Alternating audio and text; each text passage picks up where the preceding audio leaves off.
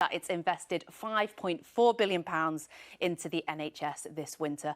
That includes £700 million to expand wards and operating theatres, as well as introducing a range of measures to slow down the Omicron variant across the country. Well, we're talking Christmas TV tonight with Alicia, Jamie and Shalom, but we're going to be starting with David's Boxing Day blockbuster, Around the World in 80 Days. Yeah, it'll be on BBC One at 5:50, just after you've had your third, or have you me? Third? Fourth helping of leftovers. I'm pregnant, Jay, only this year, just this year while I'm pregnant. Enjoy. But anyway, before we chat about that, let's take a look at it. Wow. Phileas Fogg. Fogg, the adventurer. Well, yes, I suppose. So this must be... My companions, Abigail Fix, journalist, and Passepartout. Really think you can cross the entire globe in just 80 days? Certainly, madame. Or die trying. Phileas Fogg. You may have heard of me. Papers? Yes? Then let the adventure begin.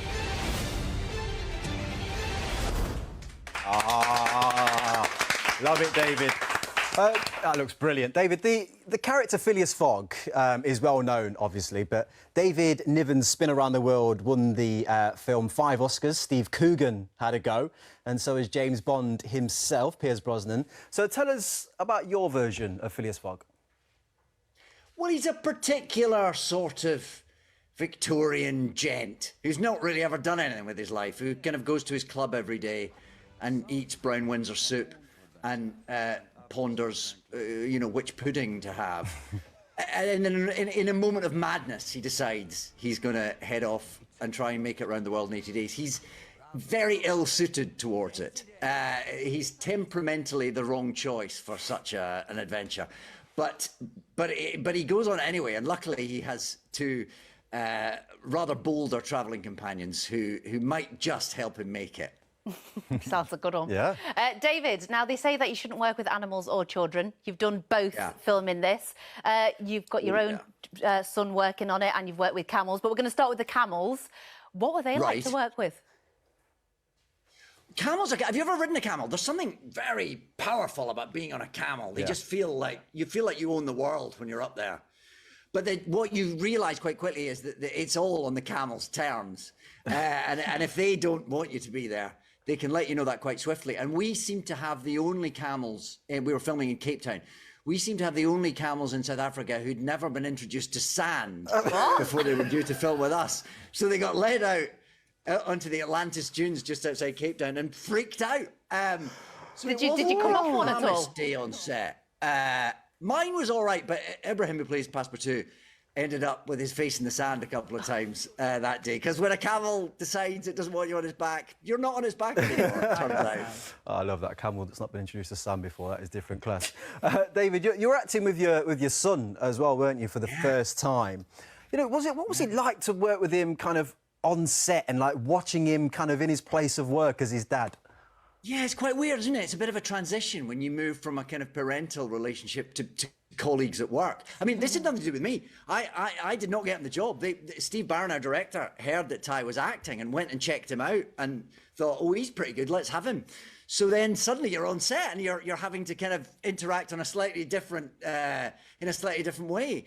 And it's a mixture of kind of parental pride and worry, I suppose. But actually, the truth is, he's so professional and kind of assured and at home on set that I just really loved it. And he gets to attack me with a baseball bat, which he was thrilled.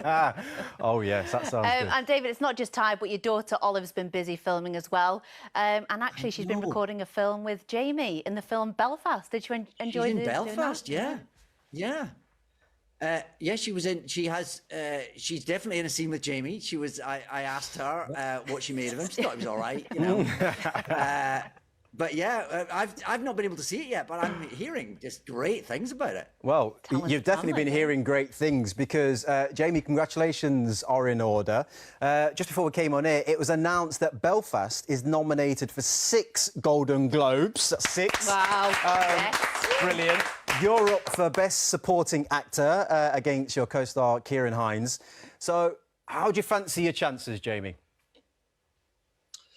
Listen, you know, you don't really get into that, do you? You know, you just happy to be involved and happy to have the work and happy to be recognised. I think, but not getting too carried away. Oh, no, definitely. Alicia, I'm going to come to you now because we were looking at you. I was looking at your Instagram. You went out last night with your daughter. David's a proud dad. You're a proud mum. But last night you were an embarrassing mum. Is that right? I wouldn't say embarrassing. Oh, she's not. I wouldn't. I think you're uber cool. But what was your reaction of your daughter? Oh, she's so funny. No, basically, every time I get up and try and dance, she just pushes me back down into my chair. She doesn't like it because her dad and I think we're really good dancers, and she's like, no, you're not, sit down.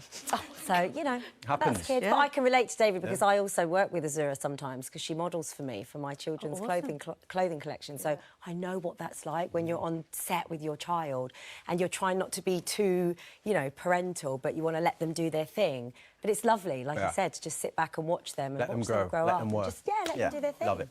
Around the World in 80 Days starts with a double bill on Boxing Day at 5:50 on BBC One. Right, well, that's Boxing Day.